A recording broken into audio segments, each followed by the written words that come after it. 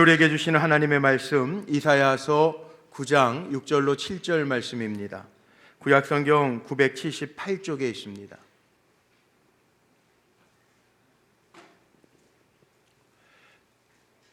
구약성경 978쪽 이사야서 9장 6절로 7절 말씀, 우리 2절 말씀밖에 안 되니까 우리 다 찾으셔서 한 목소리로 같이 받들어 읽겠습니다. 이사야서 9장 6절로 7절 말씀입니다. 우리 맞추어서 같이 읽겠습니다.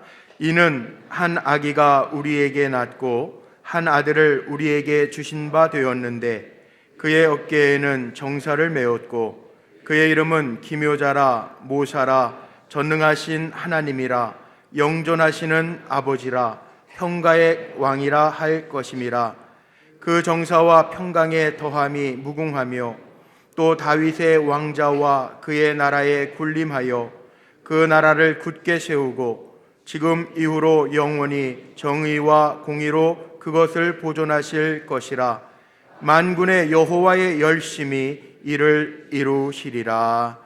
아멘. 성탄절을 앞두고 있는 강림절 네 번째 주일입니다. 특별히 우리를 구원하시는 그 놀라운 이름 예수, 그 예수의 이름의 능력이 우리 사랑하는 성도님들과 성도님들의 가정과 삶의 터전 위에 구체적으로 보여지고 들려지고 느껴지게 되는 성탄절기가 되시기를 주님의 이름으로 축복합니다.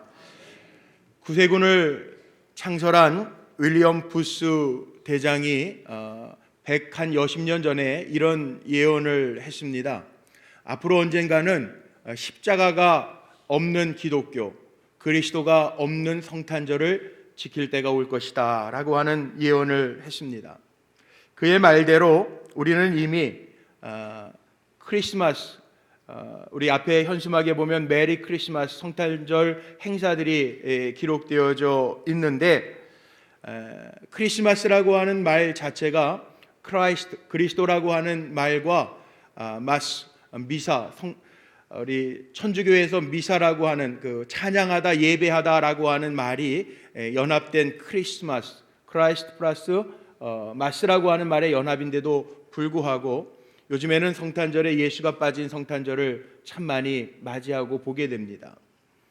청교도들이 세운 미주의 캐나다나 미국이라고 하는 나라에서도 메리 크리스마스라고 하는 인사 대신에 요 근래에는 많이 쓰는 인사말이 해피 할리데이라고 하는 말을 많이 씁니다.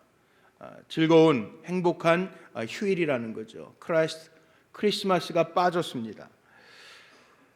유럽에서는 몇 해 전만 해도 성탄절이 다가오면 산타의 본거지가 자기 나라라고 핀란드나 그린란드 같은 나라에서는 서로 다툼이 있기도 했습니다.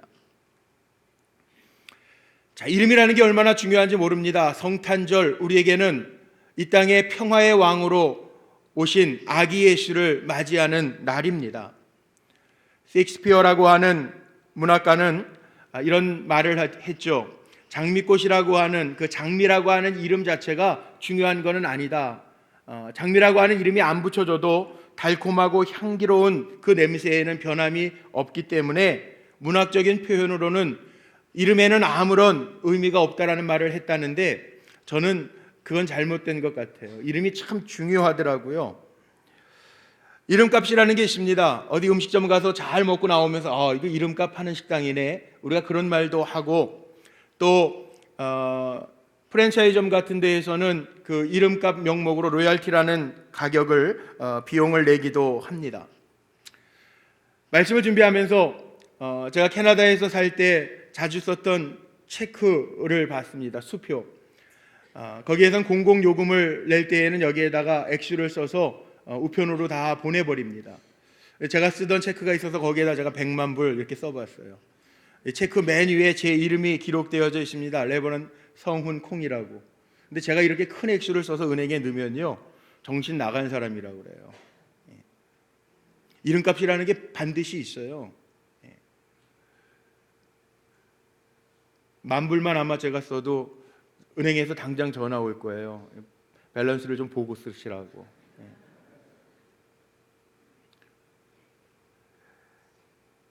이름에는 의미도 있고요, 그 사람의 가치도 담겨져 있고 이미지도 있습니다. 성경에 나오는 모세라고 하는 사람, 우리 모세라고 하는 이름을 듣는 순간에 이스라엘 민족의 지도자, 홍해를 가른 사람, 시내산에서 하나님의 말씀을 받아 하나님의 백성에게 전수해 준 사람, 이런 이미지가 있습니다. 다윗, 그러면 어려서부터 목동이었는데 골리앗을 하나님의 이름을 들고 나아가서 이기고 성전을 건축하기 위해서 열정을 가졌던 왕 다윗, 이렇게 이미지나 성경의 이야기들이 떠오릅니다. 아이들 이름지라고 그럴 때 엄마들이 많이 부르는 솔로몬아 솔로몬아, 지혜의 왕 솔로몬, 그래서 내 아이가 지혜롭기를 원하는 마음으로 솔로몬아 솔로몬아 그러는 부모들도 있죠. 솔로몬 그러면 지혜라고 하는 단어와 이미지가 떠오릅니다. 성경의 인물뿐만 아니고 감리교 창시자 웨슬리 목사님, 이러면 속회를 만들고 감리교를 창시했던 목사님, 헨리 포드, 그러면 자동차 산업을 주도했던 사람, 이렇게 이름하면 떠오르는 게 있죠. 그래서 우리가 살아가면서 중요한 것은, 사람은 죽어서 이름을 남긴다고 하는데 우리가 어떻게 살아서 우리 후대에게 내 이름이 어떻게 남겨질까라고 하는 것을 생각하지 않고 사는 사람은 아마 없을 겁니다. 지혜서 잠언 22장 1절 말씀에도 보면 많은 재물보다 오히려 명예를 택하라고 말씀하고 있습니다. 그렇습니다. 우리가 살아가면서 이름이라고 하는 게 참 중요합니다. 나를 드러내면서 사는 것도 중요하겠지만 내 모습을 통해서 그리스도가 드러나고 내 삶을 통해서 많은 사람들에게 선한 영향력을 끼치며 살 수 있다면 그 사람은 복된 사람이라 인정을 받게 될 줄로 믿습니다. 그래서 오늘 말씀의 제목이 놀라운 그 이름. 우리가 이번 주간에 성탄절을 맞이하는데 세상에서 가장 놀라운 이름, 영광스러운 이름, 고귀한 이름, 그 이름을 오늘 여러분들에게 선포하려고 합니다. 그 이름은 모든 언어, 모든 민족, 모든 나라, 모든 인종이 한결같이 불렀던 이름입니다. 말을 잘 못하는 아이들까지도 부를 수 있는 이름입니다. 지난 주간에 우리 교회 마더와이시라고 하는 성경 공부 프로그램 가운데 수료식을 하면서 예배를 드리고 기도를 이렇게 하는데요, 엄마를 따라왔던 조그마한 딸이요, 기도하고 나니까 아멘 그러는 거예요. 얼마나 이렇게 그 이름이 귀한지, 그 모습이 아름답고 예쁘든지요. 저는 목사가 돼서 종종 임종 예배를 지킬 때가 있습니다.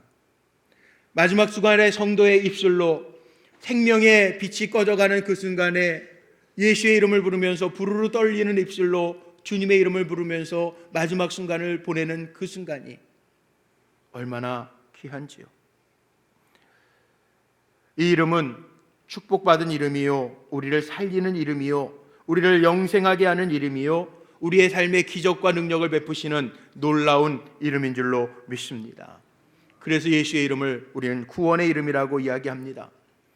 이사야의 예언뿐만 아니라 후대에 기록되어진 사도행전 4장 12절 말씀에 봐도 분명하게 선포되어져 있는 하나님의 말씀이 있죠. 우리 화면을 참고해서 우리 큰 소리로 한번 같이 읽어보죠. 시작.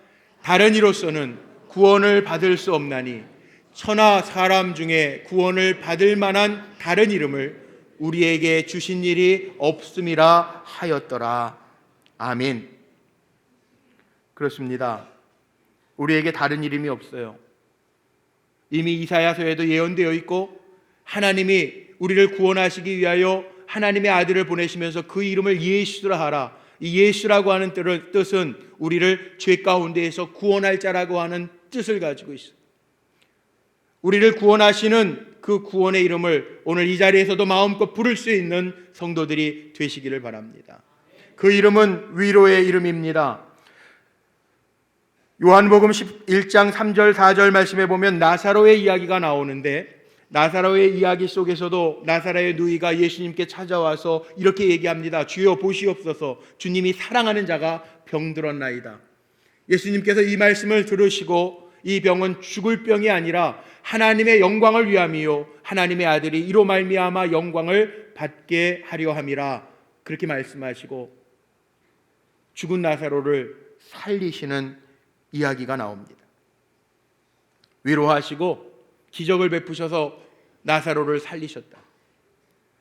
오늘 한 주간 힘들게 세상과의 싸움 속에서 살았던 우리 성도들이 모여 하나님 앞에 예배하는데, 오늘 예배하며 주의 이름을 부르는 것, 또 우리가 이 말씀 전에 찬송했던 것처럼 나의 힘 대신 여호와의 이름, 예수의 이름을 부를 때 주님의 힘과 생명력이 예배하는 우리 사랑하는 성도들에게 임하여 나타나는 역사가 있으시기를 축복합니다.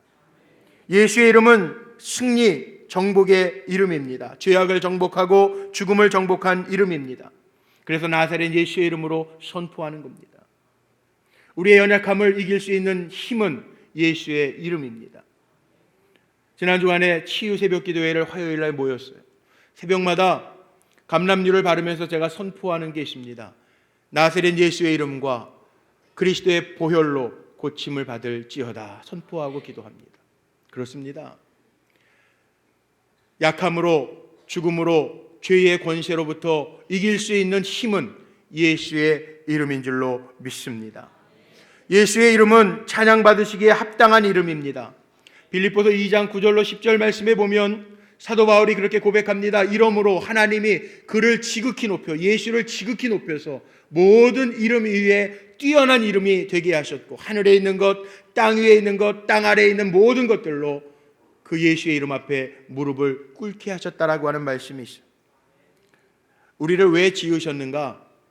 하나님, 우리가 하나님의 이름을, 예수 그리스도의 이름을 찬양하도록 하시기 위해서 우리를 구원해 내시고 부르신 줄로 믿고, 우리의 입술로 찬양받으시기에 합당한 예수의 이름을 찬양하며 사시는 성도들이 되시기를 주의 이름으로 간절히 축복합니다. 그런데 이 이름을 이사야 선지자는 이미 예수님이 이 땅에 오시기 700여 년 전에 예언하고 있어요. 이사야 선지자가 예수님을 선포하고 예언하면서 오늘 예수님의 가지실 이름에 대한 예언을 하는데, 이 이름 안에는 예수님의 신분뿐만 아니라 예수님의 능력과 성품이 담겨져 있습니다. 자, 이사야 당시에는 정말 어두운 세상이었습니다. 마치 기차가 기차 터널을 지나갈 때 그 어두움처럼 이사야 선지자가 예언할 당시에는 이스라엘이 아수르에게 멸망당했어요. 주전 721년. 그리고 남유다도 바벨론이라고 하는 나라에 멸망당하기 직전입니다. 백성들은 희망을 잃고 좌절했습니다. 희망이 없습니다. 그런데 이미 예수님이 오시기 전에, 이 땅에 오시기 전에 700여 년 전에 예수님을 예언하고 있어요. 예수님이 이 땅에 오신 때에는 더 어두움의 시대였어요. 예루살렘은 종교적인 위선과 경제적인 불균형으로 가난한 자들이 많았고, 지식을 자랑하던 철학의 도시 아테네 같은 데에서도 우상 숭배하는 일들이 너무나도 많았고, 또 화려한 황제의 도시라고 하는 로마는 쾌락과 사치와 죄악으로 물들어서 이미 희망이 없었습니다. 이스라엘 백성들은 식민지 백성으로 학대와 노예로서의 노역, 고역을 하면서 지나던 시대였습니다. 그때 이미 이사야 선지자의 입술을 통해서 그 희망이 없던 죄악이 가득한 시대에 아기 예수를 희망의 빛으로, 생명의 빛으로 보내시겠다고 하는 예언이 선포되고 있어요. 오늘날 2015번째 성탄절을 맞이하는, 아기 예수 그리스도를 기대하는 이 성탄절을 준비하는 우리들은 어떻습니까? 우리가 살아가고 있는 이 땅은 어떻습니까? 이사야 시대도 어둡고 힘들었던 것처럼, 아니 예수님 오시던 2000년 전에도 백성들이 희망을 잃고 어려웠던 것처럼, 아마 이 시대도, 이 시간 속에서도, 아니 우리가 살고 있는 이 공간 속에서도 희망이 없이 어두움과 절망이 가득한지 모르겠어요. 그런데 이 땅에 예수님이 오신다고요. 빛 대신 예수 그리스도가 생명의 빛을 비추시기 위하여 오신다는 거죠. 그 빛은 꺼지지 않는 빛이에요. 대강절기를 지나면서 여기 4개의 초가 불이 붙어 있습니다. 예수님이 세상에 빛으로 오셨다라고 하는 것을 상징하면서 빛을 붙입니다. 이제 금요일 성탄절이 되면 가장 큰 초에, 하얀 초에 불을 붙일 겁니다. 그러나 빛은 어두움을 물리치는 상징적인 거지만 이 불은 사람이 물리적으로 힘을 가하거나 바람을 넣어주면 꺼지는 불이지만 이 땅에 진정한 생명의 빛으로 오시는 주님의 빛은 꺼지지 아니할 줄로 믿습니다. 오늘 본문 가운데 돌아가 보면 이사야 선지자를 통해서 예언되어져 있는 예수님의 이름이 있어요. 저는 오늘 이 예수님의 이름의 능력이 오늘 예배하는 한 사람 한 사람의 심령과 삶의 모습 속에 임하시기를 주의 이름으로 축복합니다. 첫 번째로 언급되고 있는 이름은 기묘자래요. 기묘자. 좀 어렵죠. 기묘자. 기이하고 묘하다라는 뜻인데 잘 안 쓰는 단어니까 이해가 잘 안 갑니다. 근데 영어 성경에 보면 아주 분명한 단어로 하나 소개하고 있는 단어가 있어요. 원더풀이라고 하는 단어. 놀라운 그 이름이라는 거죠. 이 땅에 하나님의 아들로 평화의 왕으로 생명의 빛으로 오시는 주님은 원더풀, 놀랍다는 거예요. 오늘 그 놀라운 주님의 역사가 임하시기를 바랍니다. 하나님이 친히 선지자를 통하여 우리에게 보여주시는 이름 기묘자, 원더풀, 놀랍다라고 하는 예수님, 이 땅에 오실 때서부터 탄생부터가 놀랍지 않습니까? 동정녀의 몸에서 이 땅에 오셨어요. 예수님의 사역이 놀랍지 않습니까? 가난한 자에게 부요함을, 눌린 자에게 해방을, 연약한 자에게 치료함을, 생명이 없는 자에게 생명을 주신 그 주님의 사역이 오늘 예배하는 가운데 아기 예수를 기다리는, 믿음으로 주님의 탄생을 기다리는 우리 성도들에게 임하여 지기를 바랍니다. 둘째는 모사라고 하는 단어가 있습니다. 이 모사라고 하는 말은 좀 어감도 좀 이상해요. 우리 한국말에 모사꾼 뭐 이런 얘기를 많이 쓰는데 이 모사라고 하는 단어는요, 지혜자, 상담자라고 하는 의미를 가지고 있어요. 영어 성경에는 카운셀러라고 하는 단어를 쓰더라고요. 상담자라는 거예요. 우리가 사는 이 시대는 상담이 절실하게 필요한 시대인 것 같아요. 불안하고 고독감도 느끼고 또 어떤 일들 때문에 자극을 받아 염려하고 불안해지는 사람들이 참 많습니다. 상담학을 공부하다 보면 상담학이 있어서 우리가 위로가 되는 건 아니더라고요. 혹시 기억나시는지 모르겠는데 우리 몇 년 전에 내적 치유라고 하는 프로그램이 있어서 LA에 계시는 강사 목사님이 오셔서 예수전도단에 속해 있는 목사님이 그 내적 치유에 대해서 강의하시고 또 내적 치유 세미나를 했던 적이 있어요. 그런데 결론이 뭐냐 하면 우리의 진정한 상담자 되시는 예수님이 우리를 위로하실 때 상처가 회복된다는 거예요.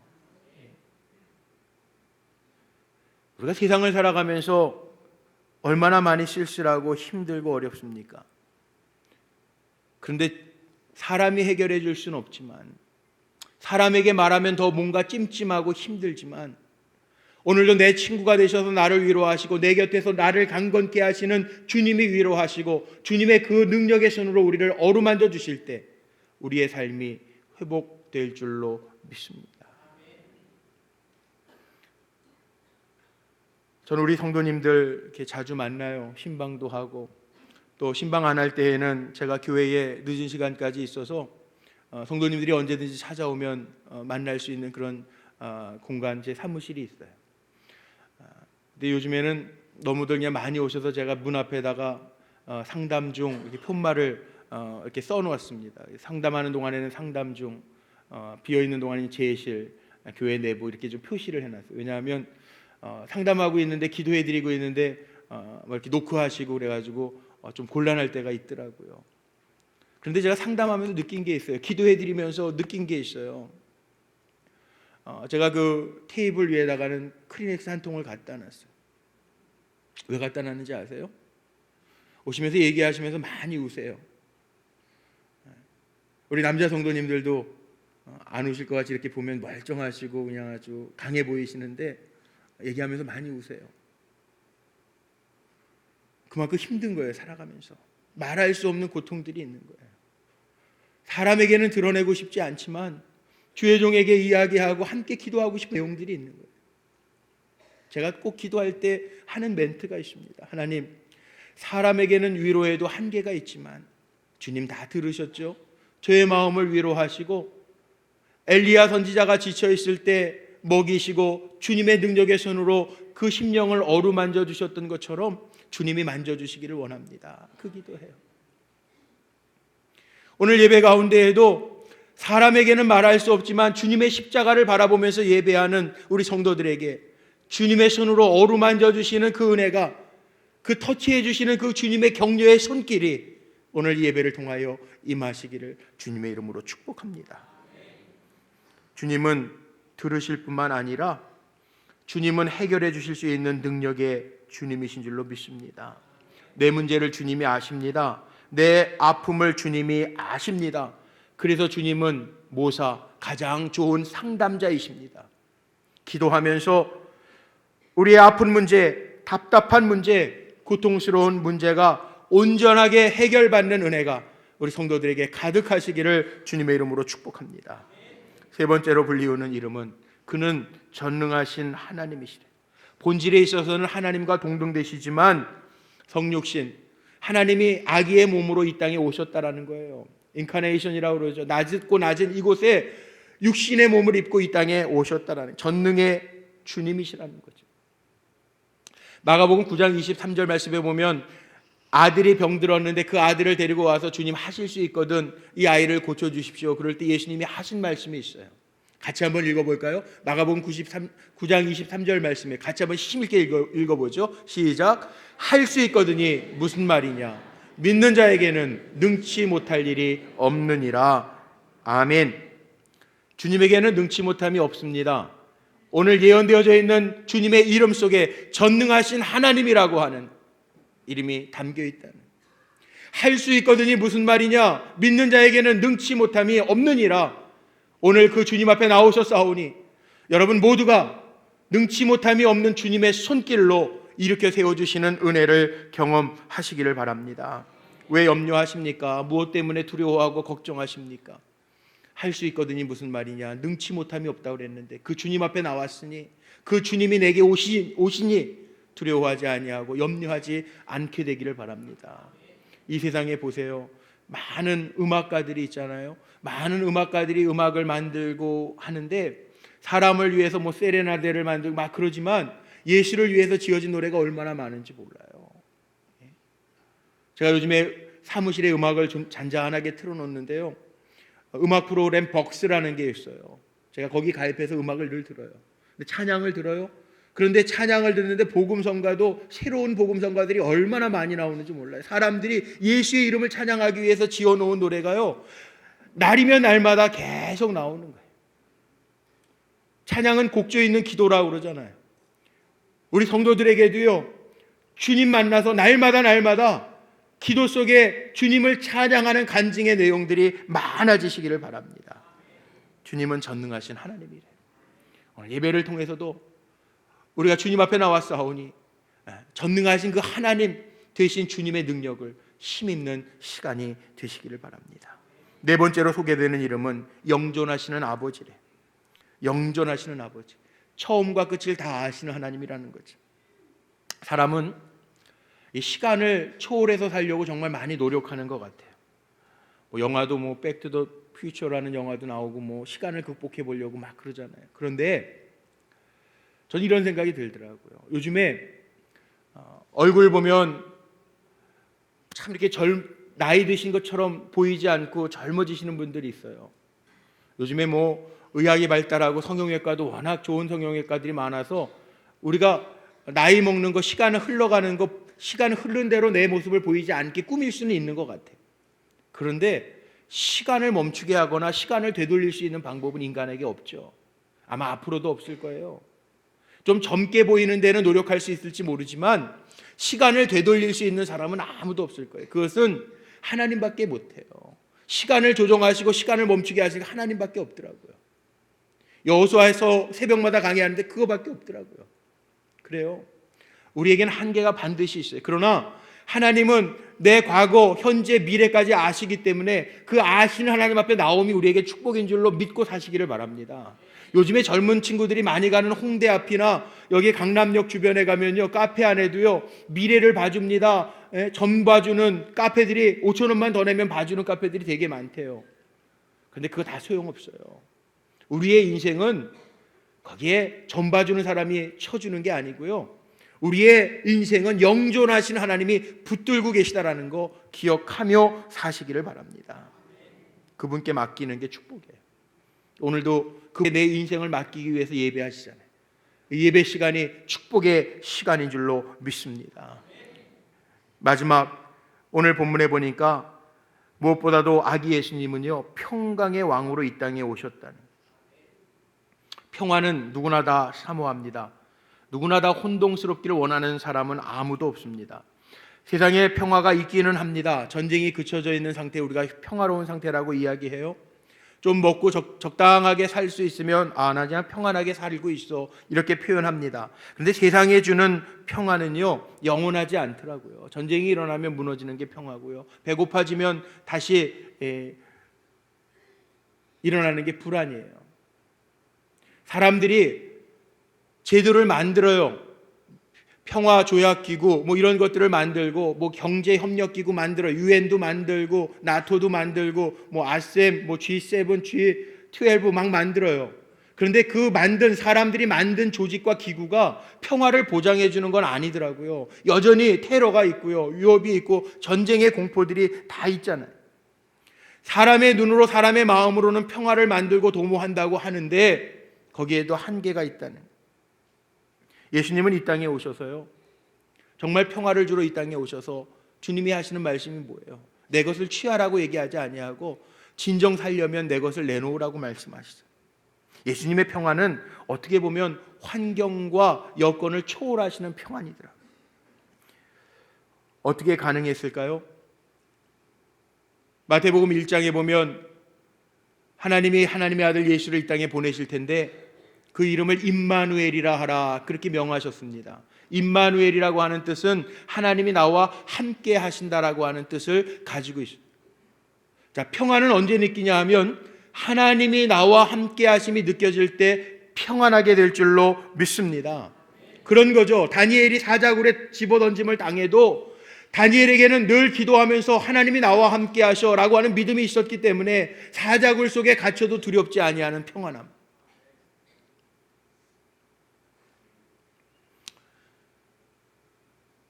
지난 주간에도 저에게 이렇게 문자들 성도님들이 보내주시고 전화를 주시는 성도님들이 있어요. 기도의 제목을 나눠주시면서 연약함을 가지고 목사님 기도해 주세요 그러는 분들도 있었고요, 뜻하지 아니한 질고 때문에 눈물을 흘리면서 통화한 성도도 있었어요. 제가 주님의 이름으로 그 마음에 평안을 주시옵소서 기도해 줬어요. 그런데 저에게도 마찬가지더라고요. 지난 목요일 날 아마 기억나실지 모르겠는데 미국의 금리가 0.25% 올라갔다고 이렇게 뉴스가 나오고, 미국의 금리가 올라가는 것이 한국의 경제에 어떤 영향을 끼칠 것인가 뉴스나 아니면 특별 대담들을 통해서 이렇게 TV를 통해서 방송이 되더라고요. 사람이 환경에 얼마나 많이 영향을 받는가. 여러분들이 보시기에 저는 전혀 환경에 영향받지 않고 평안할 것 같죠? 근데 이렇게 비웃으시지 마시고요. 사람이 참 살아가면서 그 뉴스를 보는 순간에 제가 목사인가 봐요. 우리가 교회를 이렇게 잘 지었는데 부채가 좀 있잖아요. 금리가 올라가면 내년에 한국에도 금리가 어떻게 될까, 그런 염려가 되고 또 그 환경에 저도 모르게 지배가 되더라고요. 근데 그 마음 가졌는데 그 뉴스가 끝나고 이제 금요일 날 아침 말씀, 새벽 말씀을 준비하려고 다시 여호수아 와서 그날 11장을 폈어요. 다시 읽고 묵상을 하는 가운데 그 말씀 가운데 여호수아서 11장 20절, 제가 그날 말씀의 제목, 새벽 말씀을 전하면서 제목을 삼았던 말씀이죠. 그 말씀이 제게 착 느껴져요. 거기에 뭐라고 나오냐면 이스라엘 백성이 가나안 땅을 점령해 가는 가운데 가나안 땅의 원주민들, 왕들이 연합해서 이스라엘 백성을 공격하잖아요. 그런데 하나님이 가나안 땅을 이미 여호수아의 손에, 내 손에 붙였다고 약속하셨거든요. 하나님이 여호수아에게 뭐라고 하면 두려워하지 말라, 염려하지 마라, 이미 그들은 내 손에 붙였더라, 그렇게 말씀하고 있어요. 그러면서 거기에 이어져 나가는 말씀이 뭐냐면 여호와께서 그리하게 하신 것이라. 가나안의 원주민들이 일어나서 이스라엘을 치는데 여호와께서 그리하게 하신 거라는 거예요. 평안한 가운데 할 수 있을 가운데 하면은 사람들이 자기가 있는 줄로 착각해요. 그런데 우리에게 주어진 평안은 어떤 거냐 하면 상황과 환경에 지배되어 있는 평안이 아니라 어떤 상황 가운데 있든지 하나님이 함께 하시는 평안인 줄로 믿습니다.